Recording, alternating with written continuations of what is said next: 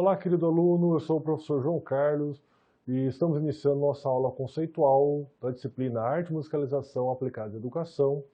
E nesta aula discutiremos sobre a unidade 1 e conceitos fundamentais para que nós possamos ter ciência e a noção do qual o papel da arte, qual a função que a arte exerce dentro do ambiente escolar e necessariamente para que nós possamos entender os conceitos que movem a arte e o que pode ser levado para a sala de aula e o que pode ser aplicado em sala de aula, tá bom? Então, para que nós possamos começar, eu trago para vocês, né, a temática da unidade 1 que você tem em mãos, que é a arte na escola. Então, nós teremos um primeiro momento onde discutiremos especificamente sobre a arte e um segundo momento como esse conceito, como essa arte ela pode ser aproveitada no ambiente escolar. Tá bom? Então, para que nós comecemos a nossa reflexão, eu trago aqui um pensamento de Sêneca, que é o seguinte: a educação exige os maiores cuidados, porque influi sobre toda a vida. E é um pensamento bacana para que nós possamos entender a dimensão que a educação, a escola tem, não só na vida dos nossos educandos, mas que teve na nossa vida também. Então tenho certeza que rapidamente você consegue lembrar ou relembrar momentos marcantes que você passou na escola. Um professor, uma professora, uma aula, um conteúdo que você gostou, ou um conteúdo que você não gostou, uma aula de educação física, ou uma viagem que você fez. E se isso, né, após tantos anos, ainda está presente e vivo na sua memória, confirma o que Sêneca diz, que a ideia de que a educação ela é algo que vai influenciar a nossa vida inteira, nos dando a possibilidade de entendermos a amplitude ou a capacidade que a educação tem, educação no sentido, né, acadêmico, no sentido formal, de impactar, de transformar não a vida de uma pessoa, mas evidentemente de um grupo e de uma comunidade muito grande. Então, nós, enquanto professores, temos a necessidade de sempre refletirmos e tomarmos isso como princípio para que as nossas atitudes, os nossos planejamentos, a nossa proposta pedagógica sempre favoreça o nosso aluno e que ele siga, né, num caminho de constante evolução, de constante formação, que é o objetivo da escola, tá bom? Então, a nossa primeira pergunta que nós temos no livro, que nós apresentamos na unidade 1, é uma pergunta conceitual que diz o que é arte? E aí você vai perceber que, ao longo da história da arte, e a arte não é algo recente, né? A arte ela acompanha a história da humanidade, desde lá dos homens primitivos, quando nós pensamos ali na arte pré-histórica até a nossa contemporaneidade, nós temos a produção do objeto artístico por diversos meios, com diversos objetos. E aí vem essa pergunta, bom, eu tenho uma única explicação, uma única definição para congregar, para trazer o princípio da arte? Não. Você vai perceber que durante muito tempo a arte foi definida pelo sentido etimológico da palavra, que vem de ars, de técnica. Naturalmente, para você produzir um objeto artístico, você precisa ter uma técnica, você precisa ter uma forma de chegar até aquele resultado. Mas só ter a técnica, quando nós chegamos na parte da Revolução Industrial, isso se perde um pouco, porque a máquina podia fazer diversos objetos com uma técnica primorosa e que não exigia nenhuma habilidade do homem em si que aquilo criou. Então isso não dá conta de tudo aquilo que nós temos no sentido da arte. A arte também ela vai ter uma grande definição lá pelo século XIX, na ideia da estética, né? Vai ser resgatada essa ideia daquilo que transpassa o homem, aquilo que chega até o ser humano e que toca ele de alguma forma e que emociona ele de alguma forma. Não só emoções boas, mas naturalmente também algo que possa chocar, algo que possa trazer um sentimento de horror, de espanto. Mas aí, claro que nós entendemos que nem toda proposta artística ela tem o objetivo de nos chocar ou de nos enobrecer com algum sentimento. Claro que sempre é possível que nós tenhamos uma comoção temos uma reação diante de um objeto artístico, mas isso não quer dizer que obrigatoriamente ele precisa tocar todo o ouvinte, todo aquele que vai estar assistindo, toda pessoa que se depara com o objeto artístico para que ele seja um objeto artístico. E aí eu chego para vocês, talvez é o que Davis apresenta para nós no século XX, com uma função que se encaixa propriamente muito interessante para que a gente use. Que a arte ela tem uma função, naturalmente pode ser uma função social, pode ser uma função estética, pode ser uma função de embelezamento, pode ser uma função de repercussão política, de um discurso de protesto, e ela tem um procedimento, né, que é a sua construção, que é a sua elaboração técnica, que faça que ela chegue àquele ponto finalizado ou, na medida do possível, na medida da ideia do autor, no ponto que ele quer chegar, mesmo que aquilo pareça inacabado para nós que estamos ali diante daquela obra artística. Então, quando eu penso como eu vou classificar a arte, eu posso usar um critério técnico? Posso, né? Eu posso pegar uma pintura e aí, evidentemente, analisar as técnicas utilizadas, as tintas utilizadas, o que foi ali trabalhado para fazer uma classificação. Eu posso pensar nos procedimentos? Posso pensar nos procedimentos não só da composição de um filme, de uma fotografia, ou naturalmente de uma peça de teatro, mas evidentemente que isso também não vai dar conta de tudo. Eu posso pensar no valor estético? Posso. A obra de arte precisa ter um valor estético, ela precisa ter uma concepção artística, algo que chegue ou apresente algum objetivo e que tente, de alguma forma, alcançar o seu público, natural.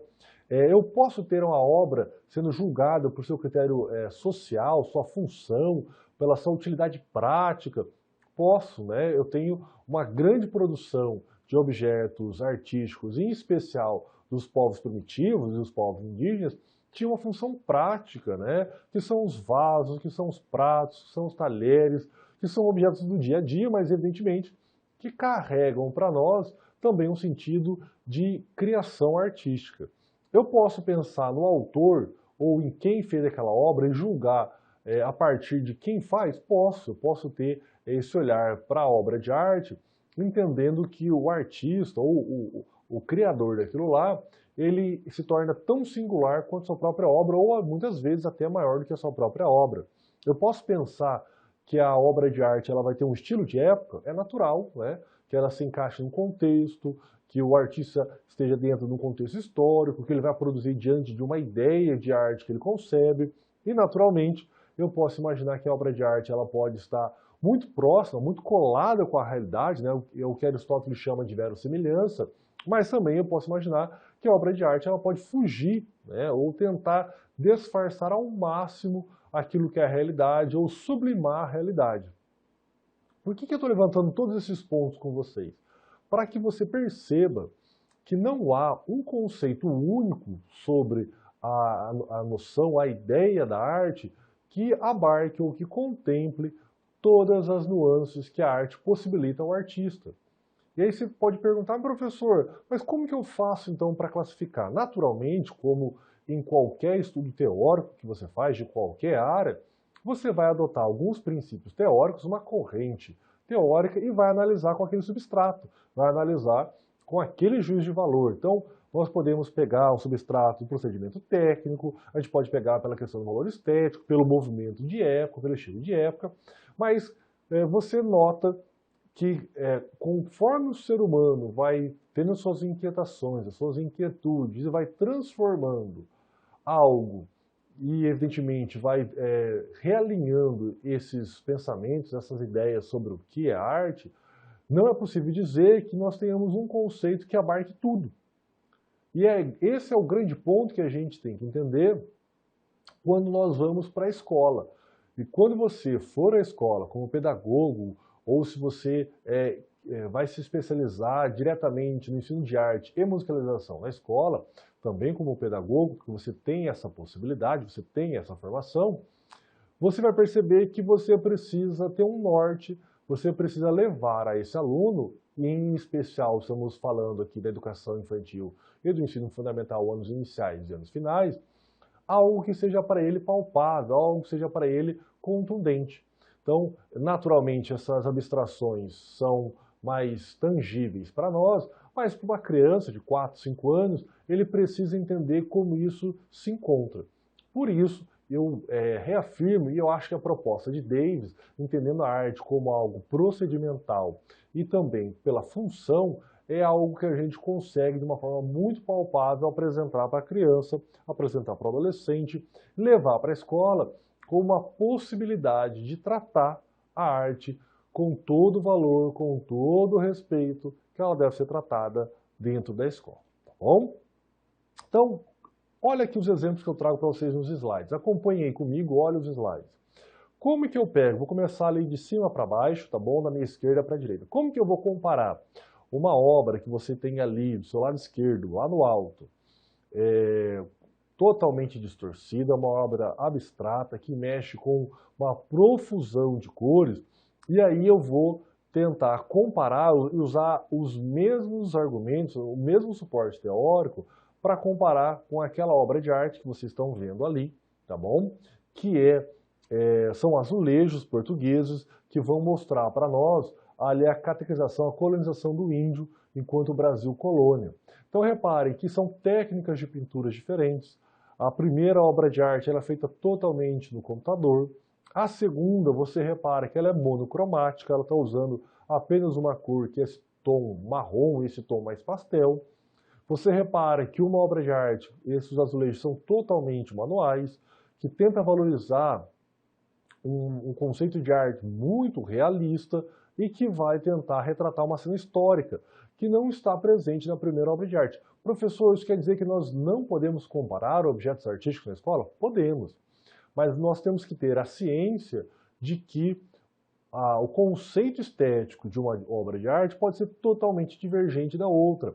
Então, muitas vezes fazer um juízo de valor que uma é melhor que a outra se torna algo injusto, porque elas partem de princípios estéticos, partem de contextos históricos muito diferentes. Como a obra que você tem logo abaixo, do lado esquerdo, abaixo, é uma imagem que ela está cortada, né, pela formatação, mas é a imagem de Davi que você tem, né, em mármore, o homem, né, na sua perfeição física, feita inteiramente nu, um rigor realístico grande, onde você percebe as veias, você percebe os músculos, realmente como se tivesse um homem, né, uma pessoa ali, realmente feita ao natural na sua frente. E quando você olha a imagem que também está embaixo, à sua direita, você percebe que é uma pintura de uma igreja barroca, com uma ornamentação grandiosa, requintada, com muita ornamentação, com vários arabescos. Você percebe que a nave da igreja, né, ela tem uma característica barroca extremamente grande, onde você está chegando ali próximo ao altar, você tem uma cúpula, né, maior, nos dando essa ideia de algo mais iluminado, próximo do altar. Você repara que ao lado direito você tem várias capelinhas, né, ou entradas que vão ser referências a alguns santos. Você nota a opulência de todo o desenho, de toda a ornamentação, e que caracteriza um estilo de época que vai no sentido contrário dessa estátua de Davi, que são traços mais diretos, mais limpos, muito mais objetivo, onde tenta tirar a opulência, né, de tudo que está no exagero, tenta trabalhar a figura humana na sua perfeição física, na sua perfeição formal, mas sem essa opulência, esse exagero que o próprio barroco tem. Daí eu faço a mesma pergunta. Então nós não podemos comparar isso na escola? Evidente que sim. Mas reparem que colocarmos isso como uma obra que uma é melhor do que a outra, evidentemente num trabalho estético da escola, nós podemos causar um desconforto gigantesco, né? Uma distorção gigantesca, porque são obras que partem de princípios, um conceito de arte diferente. E aí eu retomo a pergunta inicial para vocês, o que é arte?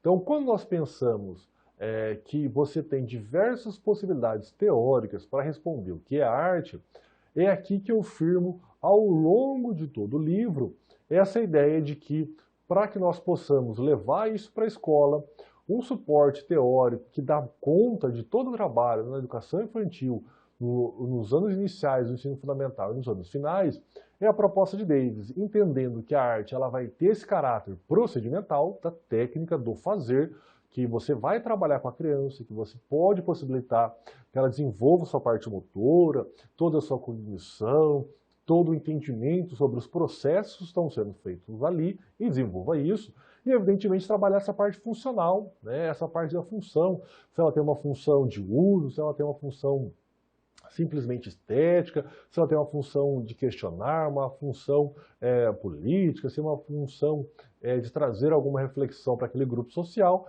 E é isso que a gente consegue entender que casa muito bem com o ambiente escolar ou com essa necessidade, com esse ambiente que pede, em especial nessa fase de desenvolvimento físico, motor e cognitivo, que a criança tenha contato com a obra de arte, com a produção de arte e, naturalmente, faça os procedimentos e entenda qual é o caráter daquela aplicabilidade da arte, tá bom?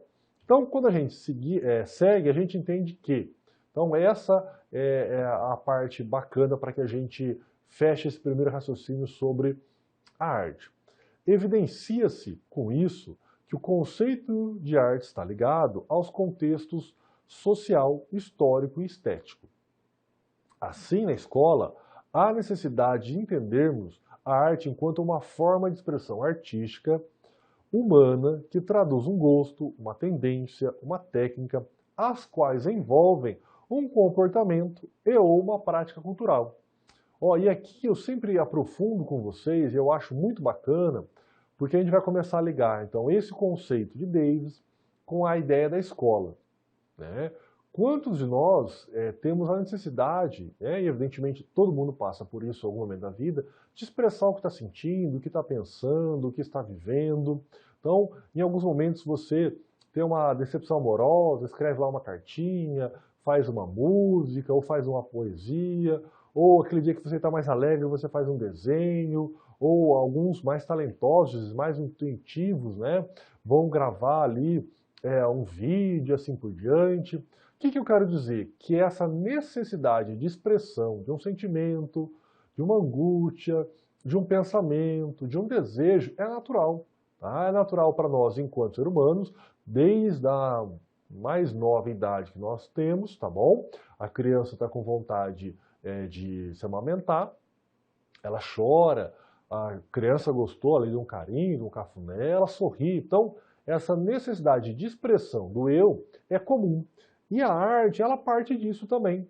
Ela parte dessa necessidade de expressar algo. Opa, então encontramos um caminho comum, tanto para o ser humano que está nesse ambiente escolar, como para a arte.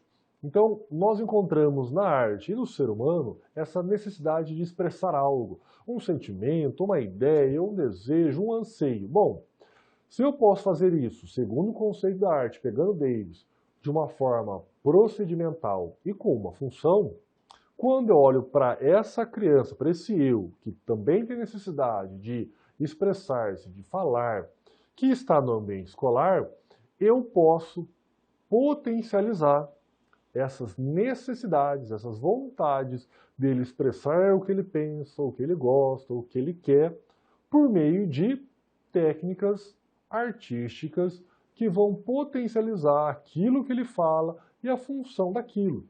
Eu gosto sempre de dar alguns exemplos práticos para que a gente entenda isso de uma forma bem concreta. Nós conseguimos analisar ao longo desses últimos 20 anos na educação a quantidade de casos que você tem de depressão infantil, né, de casos extremos que nós temos de pessoas que se mutilam, crianças que se mutilam. E aí eu falo, olha que função social importante que a escola pode realizar para essas crianças. Você pode mostrar para essa criança que ela pode demonstrar o seu sentimento de raiva, de frustração, de medo, de dor, de angústia, não se automutilando, não pensando de forma depressiva, né, até no próprio suicídio, uma situação extrema, mas que ele pode desenvolver toda a sua angústia, toda a sua dor, por meio da arte, por meio da pintura, por meio da música, por meio do teatro. Olha que bacana!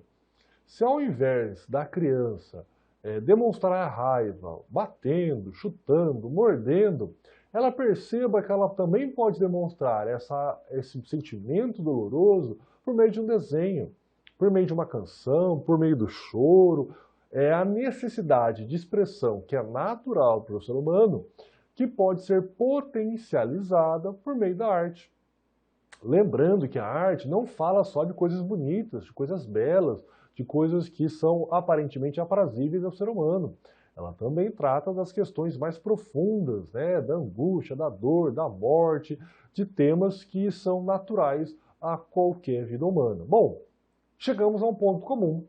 Então, nós entendemos que a arte na escola, ela pode ter uma função social, pessoal e emocional muito importante por essa ideia de expressão do eu.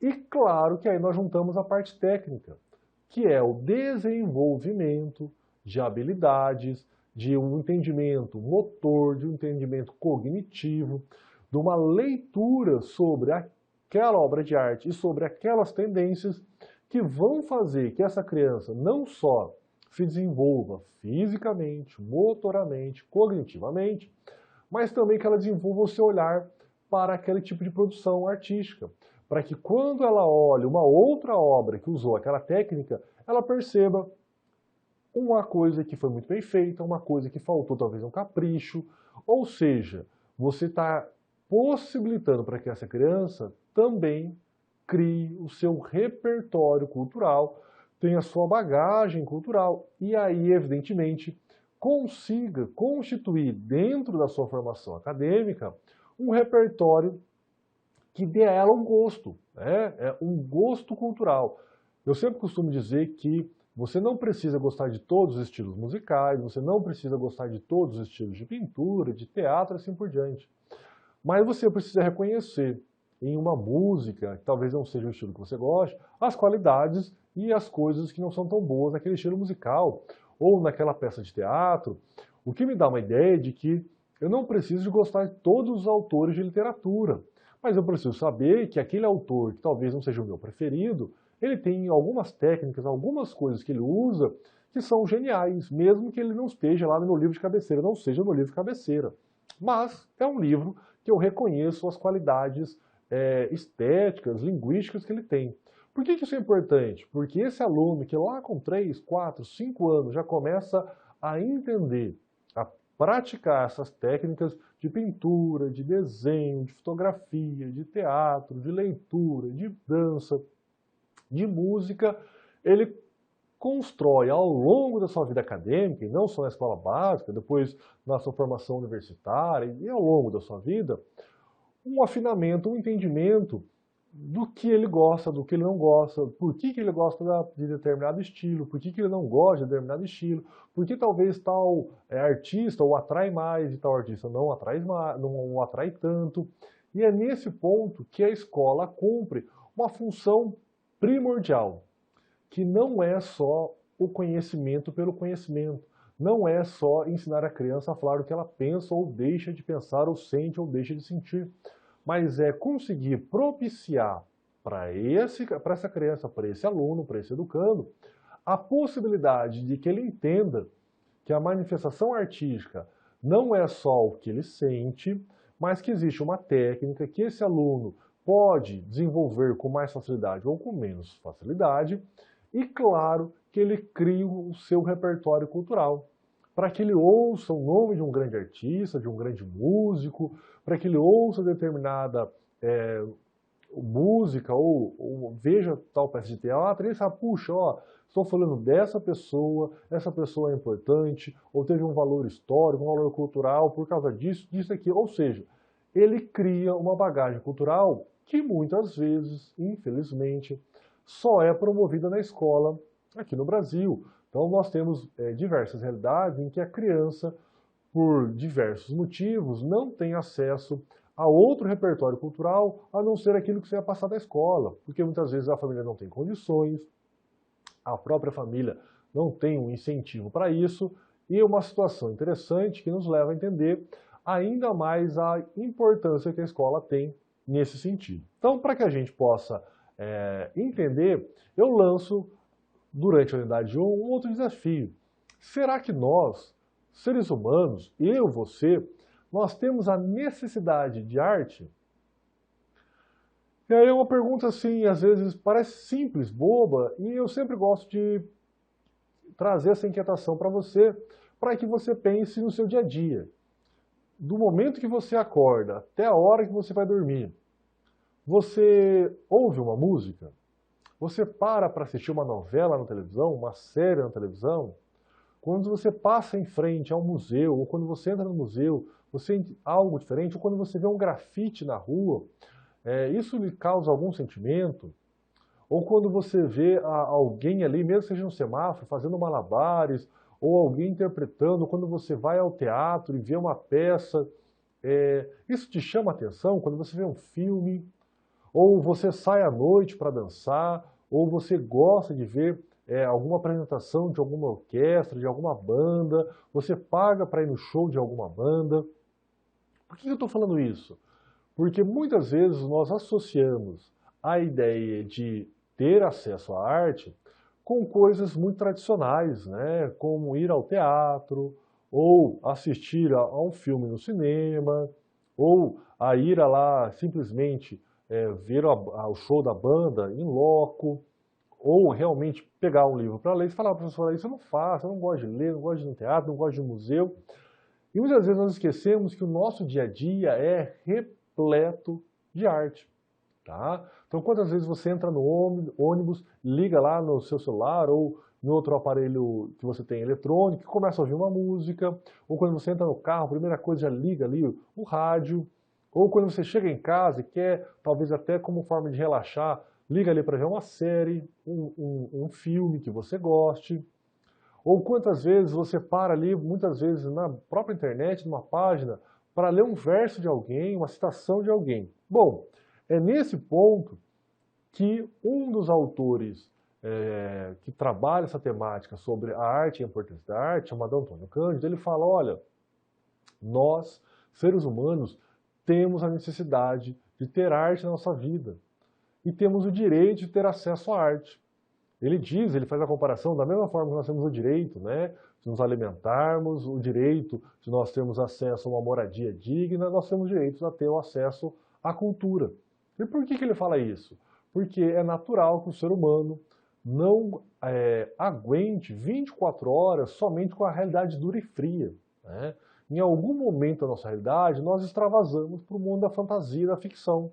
Então, possivelmente em algum momento você já sonhou em ser um milionário, ganhar na Mega Sena, em viajar ao redor do mundo. Então todo esse mundo de fantasia e de ficção faz parte do instinto natural do ser humano e que é preenchido, na sua maioria das vezes, por uma fantasia criada por um artista, como eu dei o exemplo de um filme, uma música, um show, um teatro, uma dança, uma apresentação que você gosta de ver na rua, um grafite que você vê. Mesmo que você fale, professor, eu não gosto de grafite, mas de alguma forma aquilo ali chama atenção. Ele traz alguma dimensão que extrapola o senso natural da realidade. Bom, se nós, adultos aqui, sabemos que nós temos a necessidade da fantasia, da ficção, é muito fácil olhar para as crianças, para os nossos alunos e futuros alunos, entendendo que esse universo lúdico, fantasioso, da brincadeira, é ainda mais presente para eles, é ainda mais fácil de identificar. O que remonta para nós a necessidade de trazer para eles com mais ênfase, com uma força ainda maior, preencher essa fantasia com uma obra de arte ampla, diversa e de qualidade. O que acontece muitas vezes, só para estabelecer alguns paralelos, né? Às vezes o professor gosta de determinado estilo musical, de determinadas bandas, e só leva para os alunos ouvirem aquilo que ele gosta. Às vezes o professor gosta de determinado pintor, 2, 3 pintores, e só apresenta as obras daqueles pintores. Ou o professor gosta de 2 ou 3 teatrólogos e só vai trazer aquelas 2 ou 3 obras. O que, pensando nessa formação cultural desse aluno que vai passar 12, 13, 14 anos na escola, é muito pouco, né? A amplitude, a necessidade de criar um repertório, uma bagagem cultural para essa criança que está em formação e que realmente fascinada pela fantasia, pelo lúdico, é a possibilidade que você tem de formar, como o próprio Sêneca diz, né, com muito cuidado, com muita responsabilidade, algo que vai influir para toda a vida dessa criança. Então, sim, olha, nós temos necessidade de levar arte, de consumir arte, de viver isso, nem que seja por 10, 15, 20 minutos do dia. Ou pensando nos nossos alunos na escola, que ficam ali 3, 4, 5 horas dentro da escola, que você tenha, pelo menos todos os dias, 30, 40, 50 minutos em que esse aluno possa se deleitar, entrar nessa fantasia e experienciar um mundo fantástico. Então olha lá, acompanha comigo o Cândido. Ora, se ninguém passa 24 horas sem mergulhar no universo da ficção e da poesia, a poesia concebida no sentido amplo a que me referi parece corresponder a uma necessidade universal, que precisa ser satisfeita e cuja satisfação constitui um direito. Ou seja, a poesia que ele fala aqui no sentido da grande expressão artística, né? Bom, se eu não consigo passar 24 horas sem pensar que eu vou dar uma volta ao mundo no final do ano, em que eu vou comprar um carro, em que eu vou ganhar na Mega Sena na semana que vem, tenho certeza disso. Bom, se eu preciso dessa fantasia para viver, naturalmente eu tenho direito a ter ela, e por isso, em especial quando a gente olha para a criança, para o educando na escola, nós não podemos fazer da arte um momento de tapa-buraco, um momento desvalorizado e que tenha poucas situações reais de aprendizagem, ou seja, exemplos para que isso fique bem nítido na sua imaginação e aí você entenda bem quando você estiver estudando arte e musicalização. Eu não posso imaginar que o aluno passe 4 horas na escola e que naqueles 15 minutos finais, que não tem mais o que fazer com o aluno, o professor dê um livro para o aluno ler. Ou que aí sim ele coloque uma música para o aluno ouvir. Ou que nesse momento o professor deixe o aluno desenhar livremente, sem nenhuma proposta, sem nenhum trabalho. Isso não é um trabalho nem com arte, nem com musicalização. Isso mostra, na verdade, um desleixo que não é o direito à arte, não é o direito a ter acesso à cultura, mas é um tapa-buraco. Durante muito tempo, e talvez você tenha experienciado isso quando esteve na escola, talvez quando a gente olha para os anos anteriores, 20, 30 anos atrás, isso era ainda mais comum, a ideia de que a arte sempre era um momento de descanso, de relaxamento, né? A escola tradicional fazia, então, coisas específicas, né? Ou seja, os homens, os meninos aprendiam marcenaria, carpintaria, e as mulheres aprendiam, as meninas aprendiam os afazeres domésticos, né? Coisas que eram voltadas para a sua função futura, enquanto mulheres donas de casa. Olha que papel estereotipado e que visão que a arte, na verdade, não era um instrumento de profunda reflexão e de significação de formação para essas crianças. O que é preponderante nesse sentido é que nós, enquanto professores e educadores, no sentido mais amplo da palavra, propiciemos aos nossos alunos essa amplitude. Talvez dos grandes clássicos da literatura, da pintura, da música, mas também da cultura regional, da cultura local da sociedade. Quanto desses movimentos tradicionais, culturais, regionais estão se perdendo pela falta de propagação, divulgação, que a escola pode ser uma das fontes de alimentar, né, e de trazer isso como um repertório realmente significativo. Então, muito bem. Daí nós chegamos à ideia, pô, professor, qual é a ideia de arte que eu preciso colocar ou inserir para que a arte na escola faça sentido ou produza, então, bons frutos e que seja algo duradouro para esse aluno que vai entrar lá com 2, 3 anos na escola e vai sair com 17, 18 anos.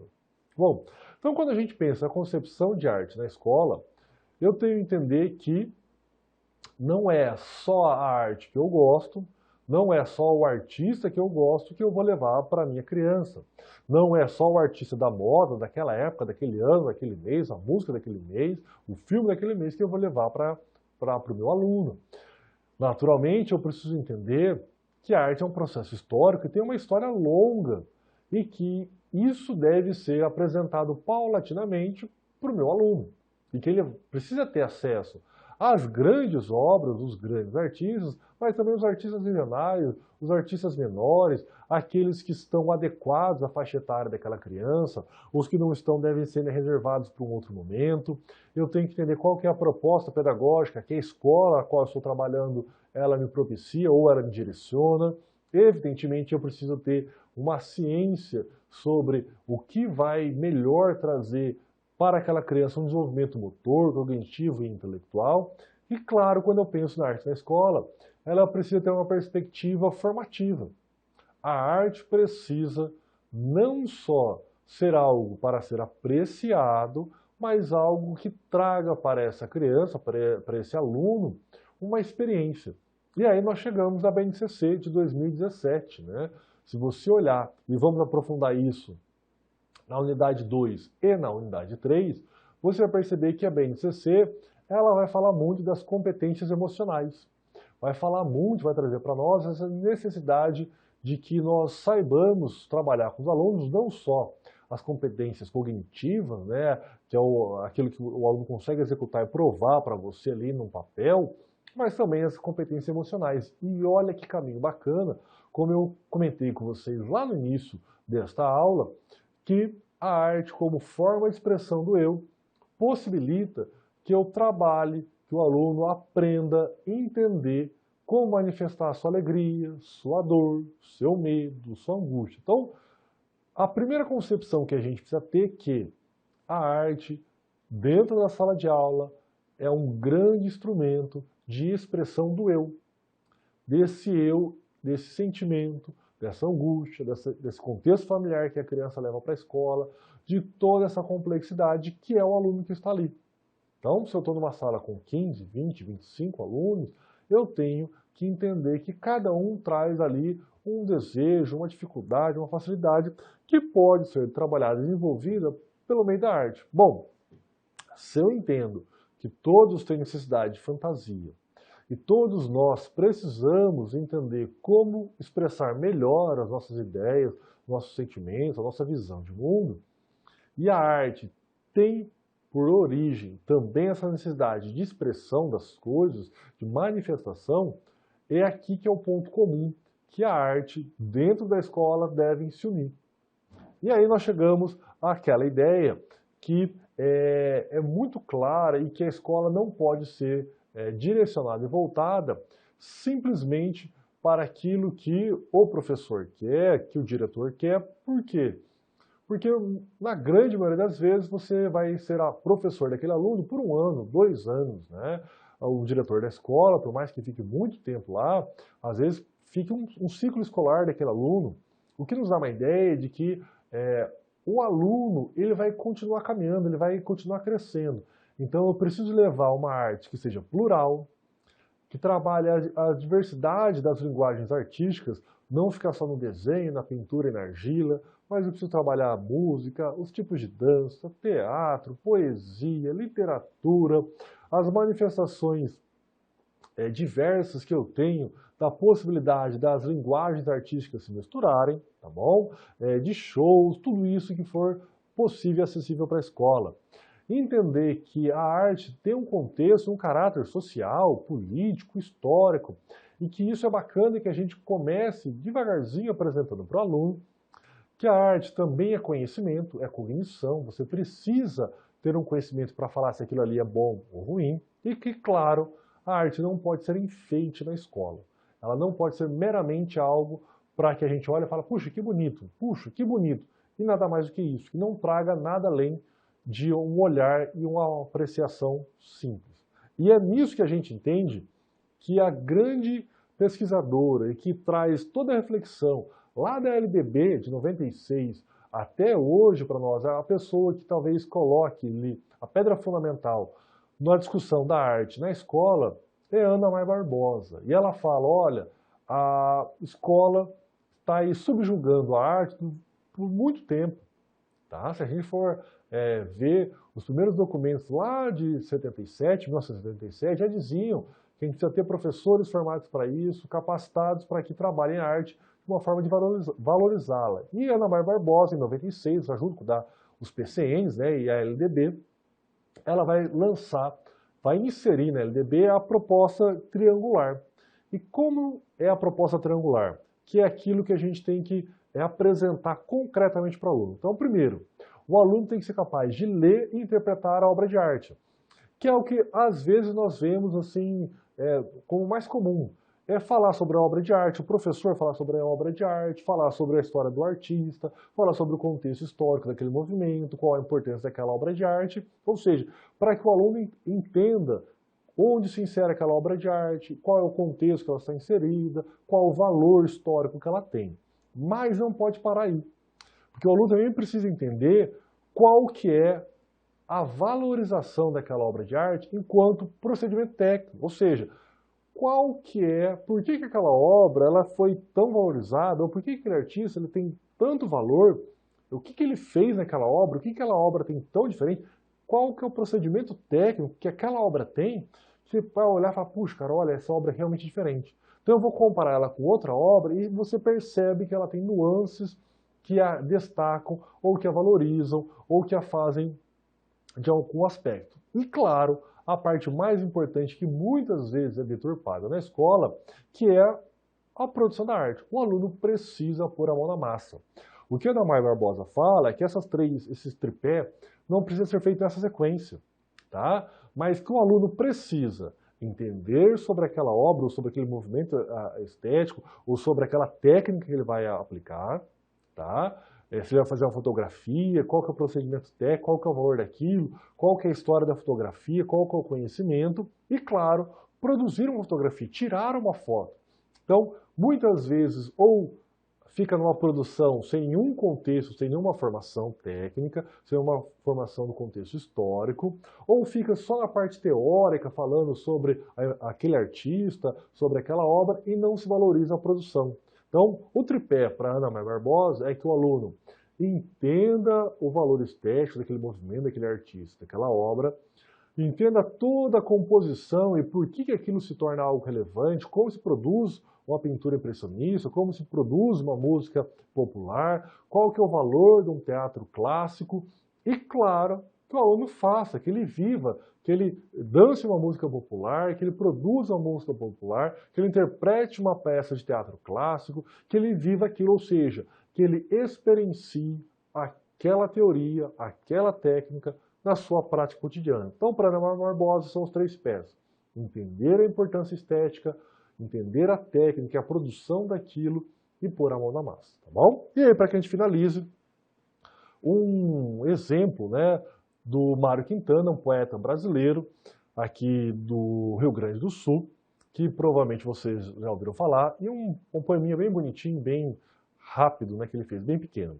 Do amoroso esquecimento. Eu agora, que desfecho. Já nem penso mais em ti. Mas será que nunca deixo de lembrar que te esqueci? Então a ideia maravilhosa, né, do quanto que essa pessoa foi importante para esse eu lírico e o quanto que, não lembrando, ele relembra eternamente que esqueceu dessa pessoa, ou seja, é algo inesquecível. Tá? Da mesma forma que a arte nos toca, e mesmo que a gente às vezes não lembre de todos os momentos, mas essa sensação, esse sentimento de que ela está sempre conosco, essa bagagem cultural, essa experiência da arte é fundamental para nós, enquanto professores, eternamente, e para os nossos educandos, tá bom? Aquele abraço e bons estudos!